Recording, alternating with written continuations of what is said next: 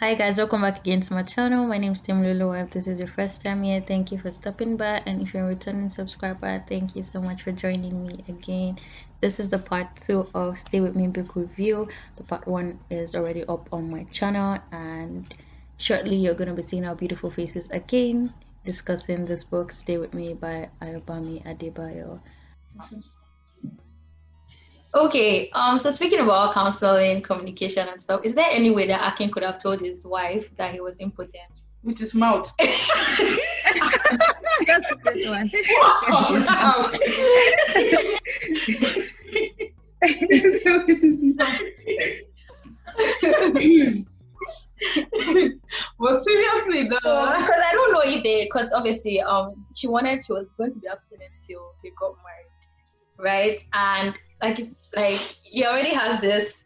I'm a man. I need to show myself. I'm proving to her something, and I feel like he also played on her naivety and stuff like that. So, yeah. So what you would have said that with his mouth? You think he should just have brought it up and just been like, yeah, this was going on. yeah, like I feel like that's the other thing with maybe there's stigma, the old ad man image that society wants men to portray. So it could be something like you have to be very vulnerable to actually admit, okay, this is a problem, this is something wrong with me. And that's where communication and being what do you call it? I don't know the word to use. Just being vulnerable with your partner. Like if you are going to spend the rest of your life with somebody, you have to be open to the person. You have to be ready to be vulnerable. Like if you are hiding behind the mask of ad man, ad lady, and what do you call it? Like it's just, I don't know. I feel like it's a very exhausting thing because you are pretending to be what you are not. You understand? And you have to keep. Yeah, you have to keep it up. So I think you should have said it before you got married. Mrs. Woman, this is what's going on with me. Do you still want to marry me? Like, okay, you could have said it in a more, what do you call it, with a nicer way or whatever, but you should have told her. I'm really angry with him for not saying it. But the thing is, I don't think she would have married him if she knew, though, Right. and that was his fear. I think she So, might. if we're saying he should have told her, should he have told her before they got married or right after they got married? Right? No, like, immediately on the before. night. Because when you tell her after you've already married her, that's unfair to her now. She has the right to She make tell her. She found out. Yeah, informed choice. Like, okay, like, and that's where if we remove all this stigma against infertility, if we normalize certain things, like all these conversations will be difficult conversations. I'm like, I get it. It's because it's a choice you have to make. Like, okay, this is what's wrong with me. It's just like if you have an health issue, take for instance, and then you get married to the person because it is an health issue, right? It's just like, okay, if you have maybe sickle cell or you have what do you call it, any of the health issues, you have to tell the person you are getting married to before you marry the person. So the person will decide, okay, am I actually ready to take this on, or no, I can't deal with it. And at the end of the day, you know that the person that marries you is somebody that is marrying you because they chose you, they love you, they are ready to deal with whatever. Everything that you bring. Something else that can prevent stories that touches once you are in your dating early, mid, late, serious stage, let everybody go to the hospital together for checkup. Do medical checkup. No share, exchange, the way you would exchange information about your dislikes and your likes, your interests and your things that are your pet peeves. Let us share medical histories and information. Take my sleep, I will take your sleep. Let us all read what is happening, what we're getting into. Because it's not even also about the impotency. It was also about the AA and the AF. Right. It could also be about maybe what if she also had issues? What if he did not know? And what if even after she slept with someone else, she still wasn't pregnant? There are so many underlying medical issues that if they had gone and just brought out everybody's medical history and discussed it, everybody would know at the beginning what they are getting into. And But I have a question. But in Nigeria, do people have medical histories? Because people don't go for checkups as often as they should. So I don't know what medical history. I don't know if you're finding your medical history thing in Nigeria. Because Nigeria, I know. It's true. I don't know about that. So, Because what I know is before people get married, that the pastor will be like, okay, go and check if you're AA and AS, and that's Yeah. yeah, right, it's true. speaking about medical checkup and stuff, right? So you need to actually know your blood group, guys. AS, please, as much as possible. Love you need is not to. an excuse. Yeah, baby. It's true. So that you don't have a child and constantly are going back and forth into the hospital. And actually, I like that you touched on like sickle cell and just sometimes people survive, sometimes they don't. People can live good lives with sickle cell, and But don't take that risk. unfortunately, it is terrible. So Yeah, like don't. Before you're even catching too many feelings safe. Yes. yeah, If you know that, okay, you have Mhm. your genotype is AS, Mr. Man, before when I start liking you, what's your genotype? So that before you go deep, like it's just because like don't take the risk of I can actually have AA. I will pray to God I'll pass. You never know. Like Some people believe in that though. That regardless of the genotype, like As long as God has said that relationship is ordained, then you must, I think that one is not that video. I don't know if I have. some people believe, and I don't know if it's true, waiting but for there's a that joke. testimony of somebody that you said, don't want I to knew, shake it. and I prayed, and the genotype changed. I beg you, please, like I don't know. because it's hard not only on the child, it's hard on you and the parent also. Yeah. It's hard financially, especially in Nigeria. Like healthcare is not free. Like you just take your health card, you have to pay for all this tests, for all these drugs. On the child is missing school, the child might not be able to catch up with it. It's just hard. Like if you can avoid it, don't take the risk. Please. Alrighty, let's move on. So what was we're just gonna go around and say one of our biggest takeaway from the book, and then did you like the ending or not, and what would you have changed about the ending? So I like the ending. My only problem with the ending was I wanted the book to continue. Like I was just like I wanted to know what their life would be after after the way it ended and everything.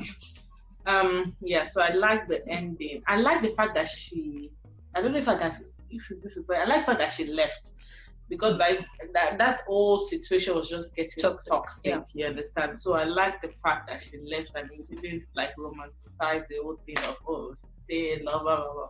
So I like the fact that she left. I wanted that though, but on second thought I was like, no. Like she should no. Like sometimes you just have to leave, and maybe now that she's back, maybe they might be able to build something on a stronger foundation. Because the foundation that they build what?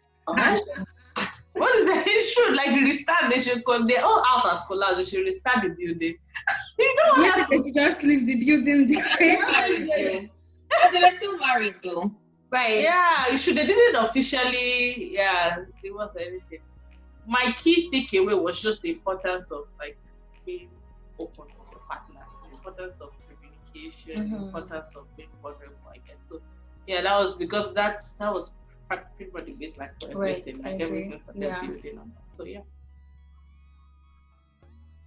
The way the ended though, I actually wanted to know more. I wanted to know if she wanted to go back. I also wanted him to. I didn't feel like he was remorseful. Okay. And I wanted to know what he really thought. I could not really see what was going through his head. I just thought it was more like just it happened. It happened. Loving somebody, based on the God kind of love. You really want them to know everything that's going on. You don't want to deceive them. You want to love them as you love yourself, and you want to put yourself in their shoes. So yeah, that would be my biggest takeaway as well.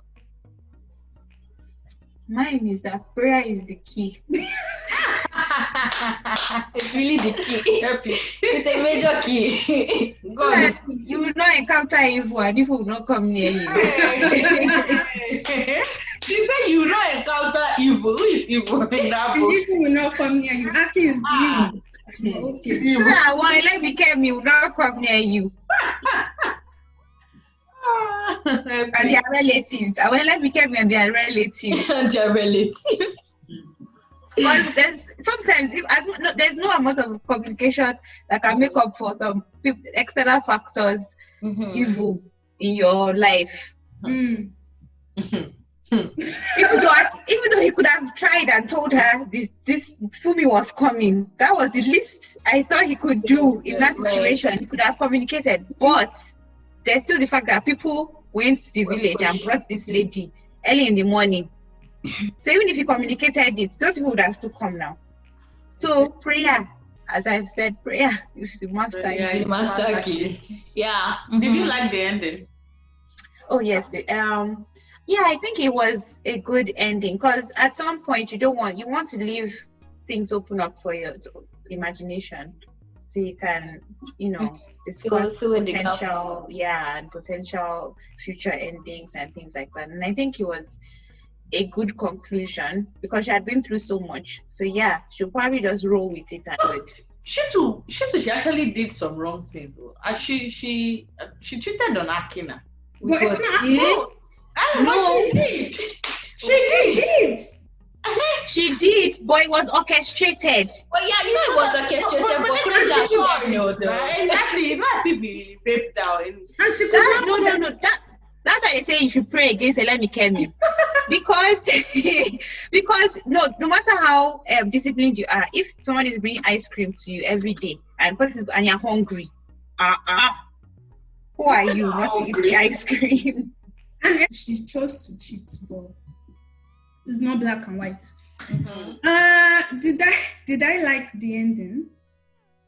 I think the ending was enough. I don't know if I like or disliked it, but I think the ending was enough.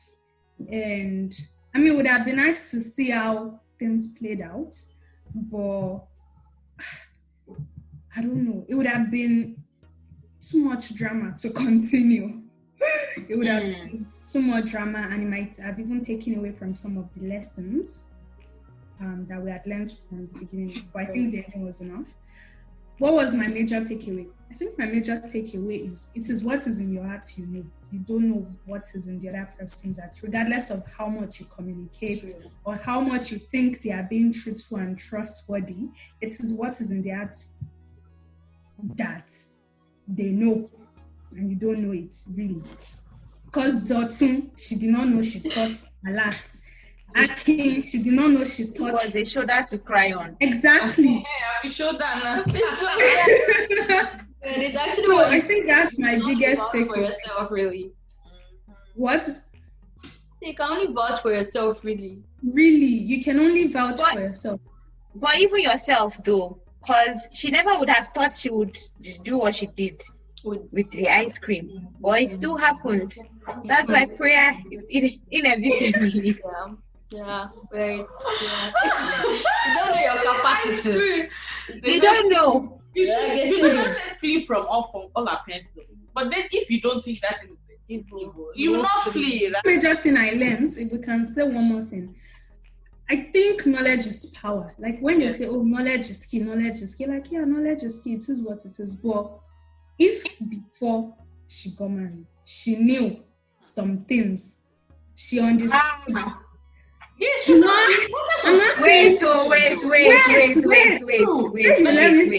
know some things doesn't mean to do something. No, but I'm not done yet. So Okay. if we're using ice cream, I'm not saying, oh, you've tasted ice cream, you know how ice cream tastes. But if you have knowledge of what ice cream is, how it is supposed to be, like at least some introductory knowledge of what the concept is like, not going into it blindly. Oh, take ice cream. Oh, take ice cream. Oh, give me ice cream. Oh, perhaps it is ice cream. Oh, alas, it is not ice cream. Well, I had knowledge, but she didn't even know that it was because the guy. No, like okay. So me, what I'm thinking is, if she had basic, like I'm such an advocate for sex education, just basic sex education. This is what happens. This is how this is supposed to go. Like if she had an idea, she would be able to know that something is wrong. You understand? Like this is not how this thing is supposed to work. Because that's where sex education comes in. Like somebody should come and tell you, Mrs. Woman, this is what's happening. This is what is like. You knowing knowledge is empowering. Like you know, it doesn't necessarily mean you doing, but then at least you can make a choice, and then you'll be able to know what is wrong and what is right. The fact that she had no idea. No idea that something was wrong. I don't think as if okay, maybe he was shooting blanks. I'm not looking for that kind of information. Could it be something? Could it be cultural as well?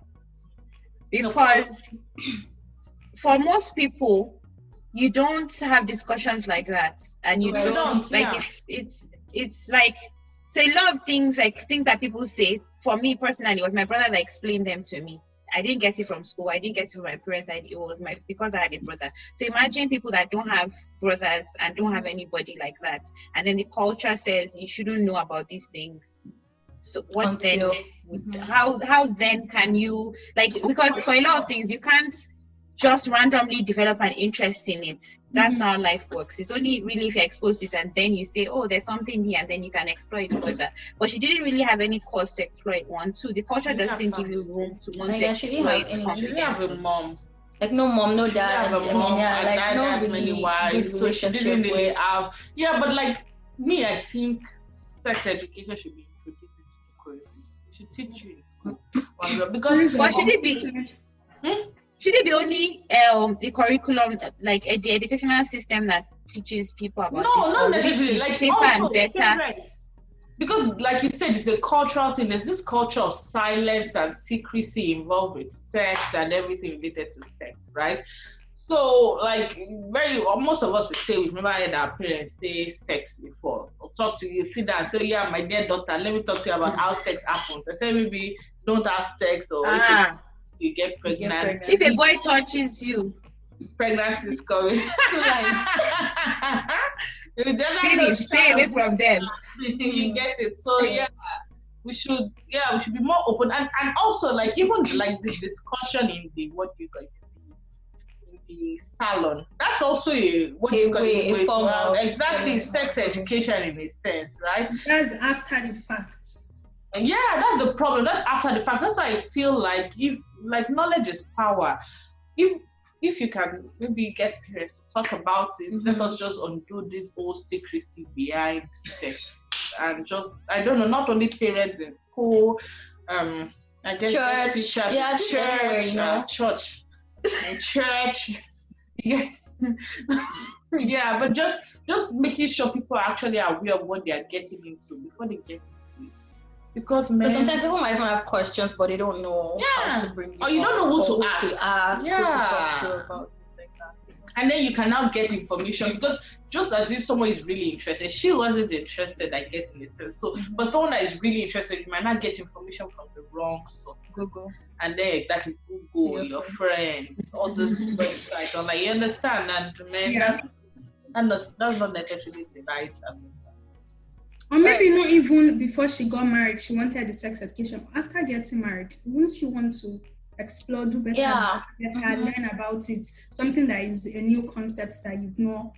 Premarital counseling, I think it's something they should really touch on. I think they do touch on it. It is. Or people, like, it's also evidence of the fact that they didn't have any real healthy relationships as a couple.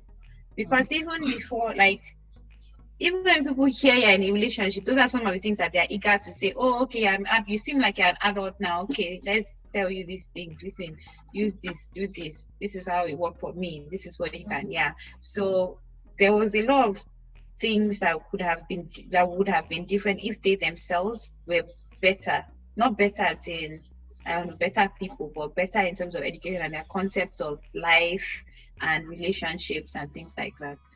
If this book, final question, were to turn into a movie, an Hollywood movie, who do you think would play what character best? That's a good question, actually. So, first person I'm going to give you, think about the other main character. The person I'm going to give is Yabolu, the hairdresser that's always disturbing her. So, who do you think? I have somebody in mind. Yabolu is the one that the child was one that found her. The child, like, it's one of Yabolu's child that they started exchanging letters or got invitation, right? So that Yabolu is one that had a lot of kids. Yeah. So, and she used to bless the pants, everything she said. Yeah. I don't know. It's zero. No, I think she's too extra. Because that woman was very extra. Okay. Yeah, Bolu was too extra. Always what they really collect. I mean, if they had a costume her. Tomi Abrams. Did someone say Tomi Abrams? Yeah, that's what she said. I'm thinking of, does anybody watch Sugar Niger? I've watched a couple of episodes. Mrs. Olo too. Do you guys know Mrs. Olo? Oh yeah, Rahim. Is that her name? Is that her name? Is that the principal? Yes, the principal. Yeah. I think she would act great for Miss for Yabulu. She's very versatile actor. She has range. What of you, Jide? I don't know if you say team for you. That's interesting. Yes. Okay. I didn't even know team. She's the one that acted this Mr. and Mrs. Phone swap. Oh, yeah. She's good, yeah. I feel like she's switchy to me. Yeah, I think she was switchy to me. She just had I was going to act Akim. Definitely. She's a great actress. Yeah. Let me see. Aki. Ooh, Aki. Jim Ike. I feel like we would need like a Yoruba demon. Oh, would Media be able to act? I don't know. We don't know. Ayola. We don't want that kind of role. Looks good. We don't want to tarnish his image in our hearts. We don't want. Maybe somebody, the guy from Rumor Has It. What's his name? Ifewara. Is that his name? Oh, the one that was in my video. No. I think he will do great. Yeah. Is that not the guy? He's acting as Tayo. It's also And in Rumor Has It, he's crazy. Yeah. In Rumor Has It, he's obsessed with somebody. What's his name?